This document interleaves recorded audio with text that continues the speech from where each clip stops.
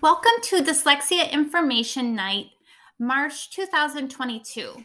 So in case you missed the face-to-face information night, we went ahead and made a screencast so that you can have access to the same exact information. So with that, welcome. Literacy learning is a collaborative community responsibility. It is achieved through partnerships among educators, caregivers, learners, and the community in prioritizing education.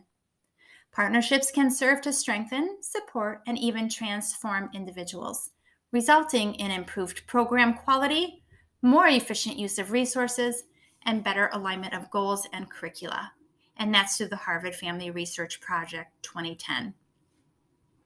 So goal 6 in our comprehensive literacy plan is all about partnerships. And so we just want to acknowledge that we understand our partnerships are critical and important. And just as indicated above, through these partnerships, we can prioritize education. And again, that's our comprehensive literacy goal number 6. So with that, we'll get started. We have 3 literacy coaches in Edina: Patty Thomas, Carrie Duncan, and myself, Sandra Harley. Leanne Feely is our MTS coordinator. MTS stands for Multi-Tiered Systems of Support. She is also our Student Support Services liaison. And so our agenda for today is as follows. And I just want to preface this by saying that we've been enthusiastic about tapping into experts, looking closely at recent research, connecting with MDE, and attending workshops specific to dyslexia to bring this information to you. We have also partnered with our Parent Alliance, Dyslexia Alliance support group. They also helped us to develop the insights to this, to the content of this slide deck. So a special thanks to them for offering that time and supporting our work. Our agenda, first off, is what is dyslexia? So we will be looking at the definition of dyslexia, and many of you probably already know what that is. And so thank you for being patient. Number 2, we'll be debunking some myths about dyslexia. Number 3, we will be looking at some indicators or symptoms, if you will, of dyslexia. Number 4, we'll get into a little bit of Edina's MTSS, or Systems of Support. And then how can the literacy coach support teachers? We'll talk a little bit about that. And then also some resources for you as families. So take a minute and look at this slide. Many times, folks talk about dyslexia from a deficit standpoint, but many people lean on their strengths to learn and grow into places of success. In case you don't have any friends that you know that have dyslexia, you might recognize some names from this list of well-known people. You might connect with some of the stories of these folks and what it took to get to where they are today. So as we talk about our learners, we want to empower our students and support their needs in our classrooms. Here is the dyslexia definition that lives on the International Dyslexia Association website, in addition to the MDE website. And I'm just going to read it to you. Dyslexia is a specific learning disability that is neurological in origin. Neurological meaning it's the makeup of the brain. It isn't a result of an injury or visual problems. It's the makeup of the brain prior to any formal instruction. It is characterized by difficulties with accurate or fluent recognition of words and by poor spelling and decoding abilities. These difficulties typically result from a deficit in the phonological component of language that is often unexpected in relationship to other cognitive abilities and the provision of effective classroom instruction. So I just want to pick this apart just a little bit. When we talk about the affected in relation to other cognitive abilities. Basically, what that's saying is a student could be highly intellectual and still have dyslexia, right? Because again, it's in the phonological component of language, right? It does not impact intelligence in any way. And then looking at this bottom piece where it says, and the provision of effective classroom instruction, basically what that's saying is this student with dyslexia or markers of dyslexia, maybe they're not learning like the next person is in that tier 1 instruction. So in the regular ed classroom, whereas a typical student or a typical reader might be learning, the dyslexic student might be struggling a little bit. I want to go back to this bottom part real quick here where it talks about secondary consequences. So really what this means is, there's consequences for students not being able to decode accurately. Their reading is labored, it impacts fluency, and then ultimately comprehension. And so when it says may include problems in reading comprehension, that's exactly what they're referencing, is the students putting all their efforts into the decoding piece. And that's just eliminating their capacity to comprehend at the same time. Reduced reading experience that can impede the growth of vocabulary and background knowledge. And so really all this is saying is that a student who spends a lot of time reading is expanding their vocabulary and background knowledge. But if a student's maybe not reading very often, then their growth of vocabulary and background knowledge is impeded. Reading and the brain. So this is a quote from Sally Shaywitz. Within the brain, a child is literally building the neurocircuitry that links the sounds of spoken words to the print code that represent those sounds. And so what you see here is the brain of a dyslexic reader and then that of a neurotypical reader. And I think the big takeaway here is that the dyslexic reader is primarily using the front part of the brain only, whereas the efficient reader is using both the front and the back of the brain simultaneously. Okay, so there's neurocircuitry that connects the front to the back of the brain, and research reveals that after 100 hours of instruction, that a student can build that neurocircuitry, and they've been able to see this on functional MRI scans where students are building that circuitry to the back of the brain.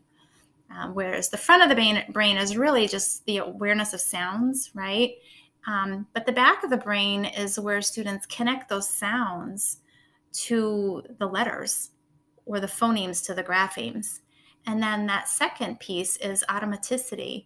So we really want to get our dyslexic readers to a place where they are building that neurocircuitry to the back of the brain, right? Because it's so critical in the reading process.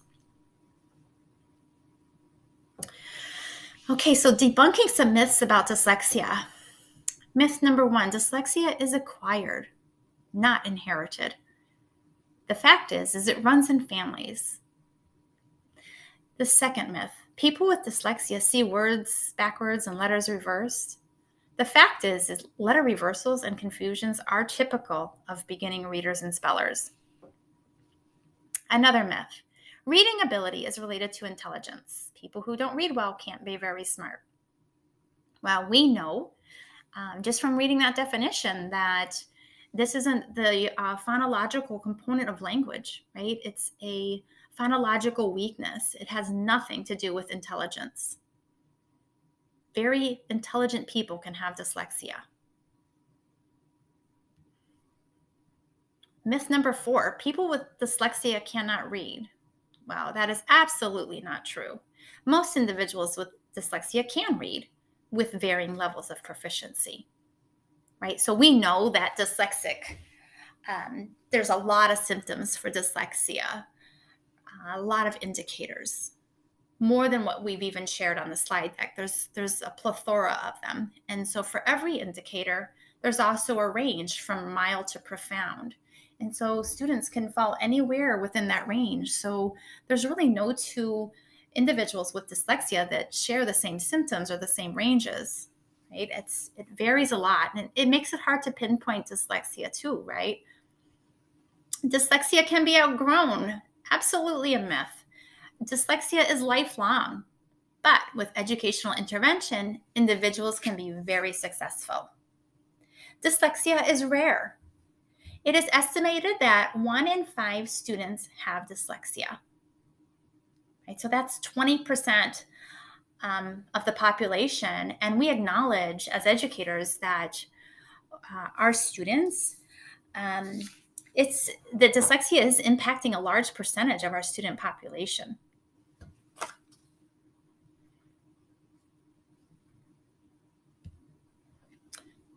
Early indicators. Okay, and so these are just some of the early indicators, not all of them, but we just kind of wanted to point out some of them. Late learning to talk or slow to learn new words. Trouble producing speech sounds and pronouncing words. For example, aminal instead of animal. Difficulty with word order, mon lower instead of lawn mower. Avoids letters or confuses them. May not want to look at books, but only be read to. Can't recall sounds of letters. May have fine motor skills that develop more slowly than other children. So I just want to go back to this right here where it says they may not want to look at books, but only be read to. A student's ability to comprehend when they're being read to can be really high, right? But they might not want to read the books because they're struggling with the decoding piece. So it's just really something important to recognize. And last, I'd like to point out that if you have a child at home that's late learning to talk, that doesn't mean they have dyslexia, right? So we want to take that into account, that there's a lot of symptoms, and we want to look at the patterns of symptoms, and we want to look at all the symptoms across the board and kind of do some comparing. And we know that we can't diagnose for dyslexia, right? And so just want to caution you not to, if you have a child that's late learning to talk, that means they have dyslexia, because that's not at all what that means. So moving on. K through 5 indicators. Slower to learn phonics, which is the connection between letters and sounds. Lacks the ability to sound out new words. Confusion of small words. So looking at all these little functional words like was and saw, on, no, to, and do, I've seen and, all of those little words, I've noticed students with markers of dyslexia that have diagnoses of dyslexia actually will skip over those words, or they'll read them incorrectly. Reading ability is below grade level. Oral or silent reading comprehension struggles, right? Again, we know that if a child's spending all their time decoding, that they're going to struggle with that end goal of comprehension. Slow and labored reading. Difficulty conveying ideas effectively in writing. Inconsistent spelling.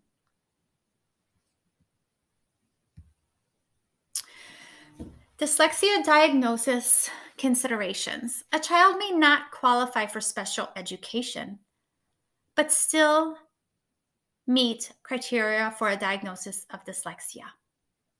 Schools do not make a DSM/V diagnosis of dyslexia, nor do schools determine that a student does not have dyslexia. Very, very important, right? We can't diagnose, nor can we say, oh, your student doesn't have, or your child doesn't have dyslexia. Absolutely not. However, per MDE, schools can identify characteristics of dyslexia through various screening tools and various assessments of different kinds. Regardless of the diagnosis, schools can effectively address the needs of students through explicit, systematic, and evidence-based instruction through a continuum of supports or multi-tiered systems of support.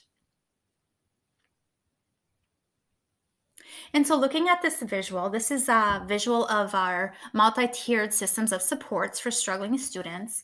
And if you look at the very bottom in green, this is our tier 1 core support. This is the support that students are getting in the classroom, that all students are getting in the classroom, right? This is their main meal, if you will. And I love using that terminology because it makes sense to me, right? Everybody needs their main meal. And so looking at bullet number 1, classroom teachers use collaborative classroom resources at each grade level with all learners. Universal screeners are used to identify students not meeting grade level expectations in reading. And all students receive explicit, sequential, and systematic classroom instruction, and teachers are actively monitoring student performance. Then we have our Tier 2. This impacts some students. It's a supplemental piece. Students not making adequate progress in Tier 1 are provided a more intensive intervention at their instructional level in addition to Tier 1 instruction and supports. We never want to not give all of our students Tier 1 supports. Every student has to have that main meal. Reading interventionists progress monitor student progress. Okay, so you saw progress monitoring at Tier 1, progress monitoring at Tier 2, and you're also going to see progress monitoring at Tier 3. Tier 3 impacts some students. It's intensive and it's individualized. If students are not making adequate progress with Tier 1 and Tier 2 instruction and support, a more intensive and individualized intervention is prescribed. Again, progress monitoring, right? Progress monitoring is so important. We want to know that what we're doing for students is working, because if it's not, we have to change it. Research-based resources used within all tiers. Our research-based resources are explicit, they are systematic and sequential. Screening measures to identify students that may exhibit characteristics of dyslexia, and then progress monitoring at all tiers to monitor for growth. And we want to know, again, if something isn't working so that we can change it. I'm going to make this larger so that you can see it. Supporting students with dyslexia. So this is the flow chart that Edina uses. And if we're looking at the very top where it says universal screening, it all starts there, right? We do initial screenings, and in some cases, children already have that outside dyslexia diagnosis.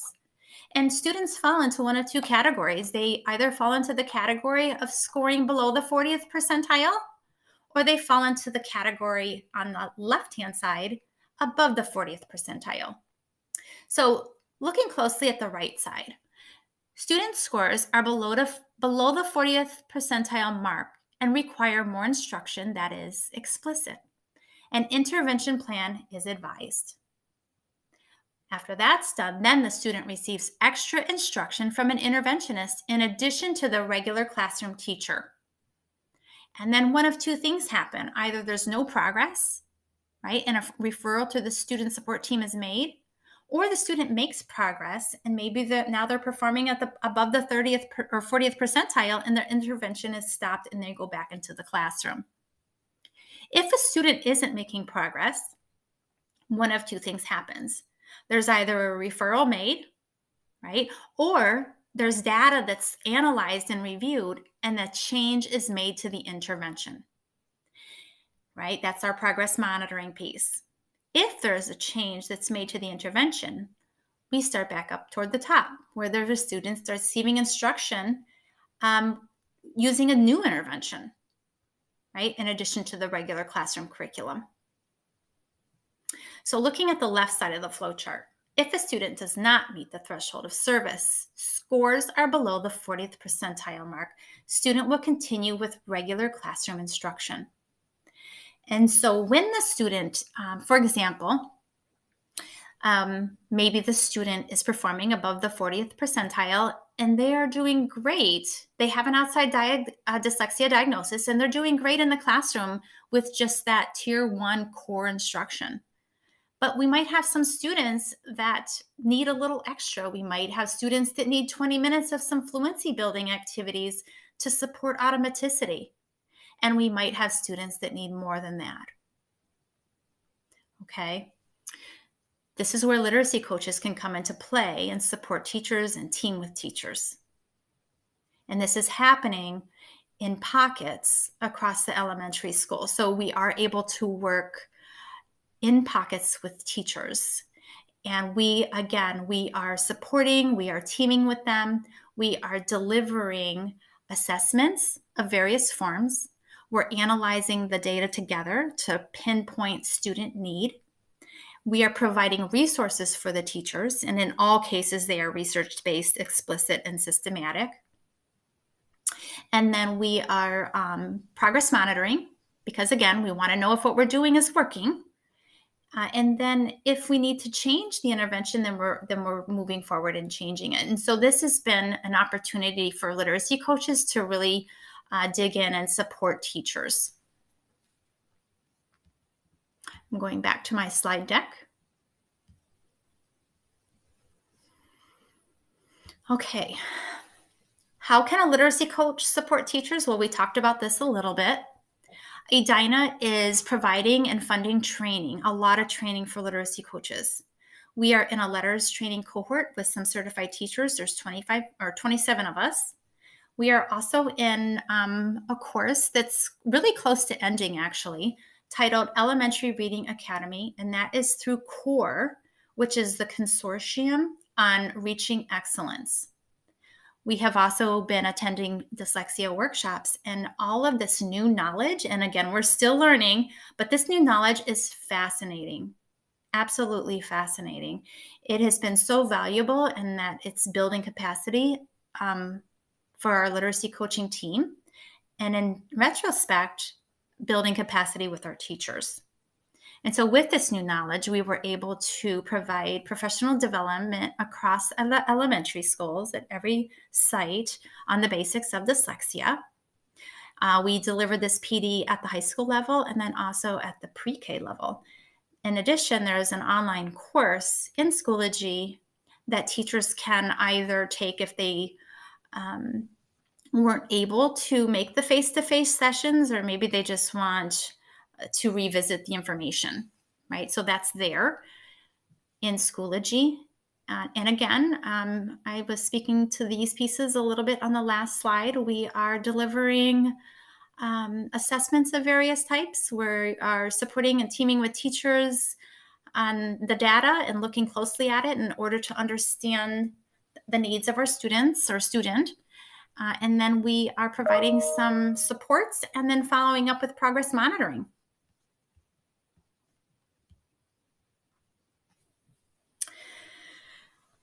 I am very excited to share that we are partnering with Community Ed to offer, for the first time ever, at least since I've been in Edina, some specialized reading tutoring this summer. And session 1 begins on June 13th, and it goes till July 15th. The week of 4th of July, there will be no tutoring. Okay, and so it's 4 weeks, 4 hours each week. That's a total of 16 hours. And then session 2 begins on July 18th and goes till August 12th. And that's 4 weeks, again, 4 hours each week, another 16 hours. And the parents can sign up for one session. They can sign up for both sessions. The nice thing about this is that our tutors are uniquely skilled in Orton Gillingham. And for those of you that don't know what Orton Gillingham is not a reading program or a reading resource. It is an approach. So it's an approach that is embedded into many reading programs or reading resources. And the approach is very direct and explicit instruction.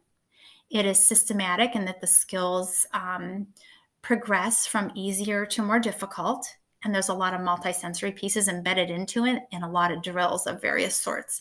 And so that's the Orton Gillingham approach. And again, it's built into many different resources. And so the resource that we will be using for this specialized reading tutoring is research-based, and it does have that Orton Gillingham approach embedded in it. What's also nice is this resource is customized to your child's reading needs. So on day 1, in the very first tutoring session, they'll be administered a placement assessment. And that placement assessment is going to determine where the student starts or where your child begins the program. Scheduling directly with the tutor, this offers a lot of flexibility for both families and tutors. What this means really is that the tutor and the family can set up tutoring sessions that work for both of your schedules, right? So that just, like I said, provides some flexibility.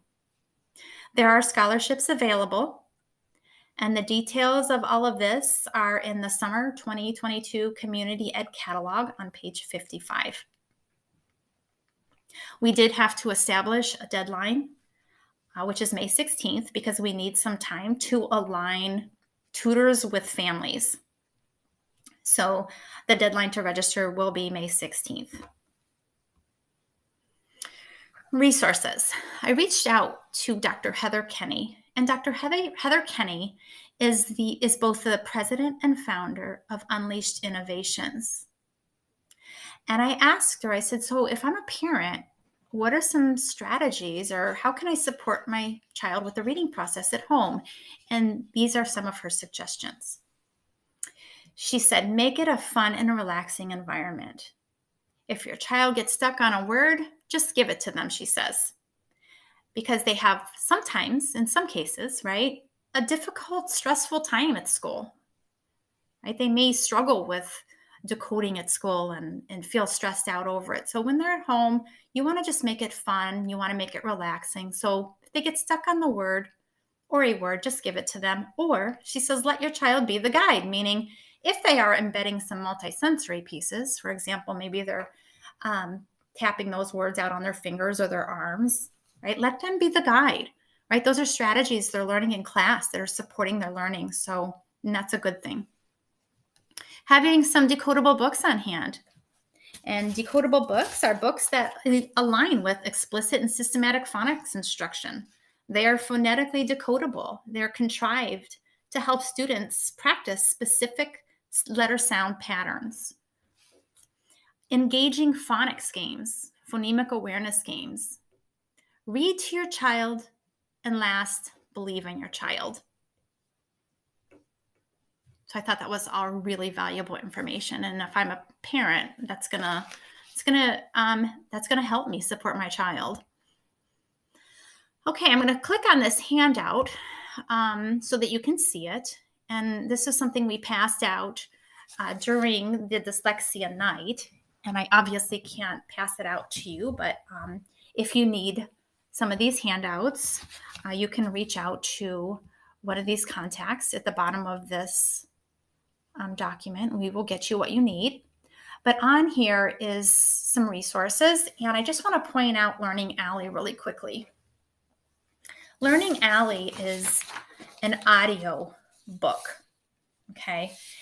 So there are no pages, right? There are no pictures. There's no book. It's just an audio piece that supports a book that your child might get at the library. It works great for students to follow along with the books that they get from the library. It supports inquiry. It supports a love of reading. Students can follow along with interesting books that they may not have been able to decode otherwise, right? But they can understand and comprehend them. And so all you need to do is to connect with your child's teacher, and they will reach out to the school media specialist, who will then generate login information for your child. Super simple. Number 2, high noon sound out or decodable books, right? We know that decodable books are valuable in that they allow students to practice, right, those patterns that they're learning in class. And then Flyleaf. These are additional decodable books along with simple words, decodable chapter books. And so those are some just options if you want to go online and look at some of those pieces. Sounderandfriends.com is phonemic awareness. They are phonemic awareness activities that your child can engage in. I got this resource from Heather Kenny as well in our last dyslexia workshop. She said this was really great for kids that want to practice phonemic awareness activities. And then last but not least is number 6, and it's titled the Edina Public Schools Dyslexia Guide. We put a lot of work into this last year. There's a plethora of information, and it was published on the Edina website this year. And it's in 2 different places on the website. Super, super valuable information. You can also hover over the second QR code, and it will pull the dyslexia guide up automatically. We also have parking lot questions. If you have a question, you can go ahead and hover over this QR code. And then last but not least is the Dyslexia Parent Alliance Edina Facebook group, a huge support system for you. And again, you can hover over this and see what that's all about. And then last are some contacts. In Edina, if you have questions, you can reach out to one of these people. Jody D. St. Hubert is our Director of Teaching and Learning, and that's her contact information. Bethany Van Osdell is our Assistant Director of Teaching and Learning, and that is her information. And then Kate Strand, Early Childhood Special Ed Teacher. If you have questions about screening, pre-K, things like that, she would be your person. Okay, we also have this handout in Spanish. So if you need one of those, please reach out. And now I'm going to go back to share this tab instead. Okay. All right. Last slide. Dyslexia is not due to either lack of intelligence or desire to learn. With appropriate teaching methods, students with dyslexia can learn successfully. This is a quote through the International Dyslexia Association. So I just want to share one last thing. As we collectively become more knowledgeable, and we're still learning, we understand that dyslexia is common and impacting a large percentage of our student population, and we acknowledge that we need to identify with and nurture a student's strengths and remediate the phonological weakness. And as educators, we truly are lifelong learners.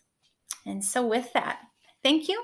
And again, please reach out if you have any questions.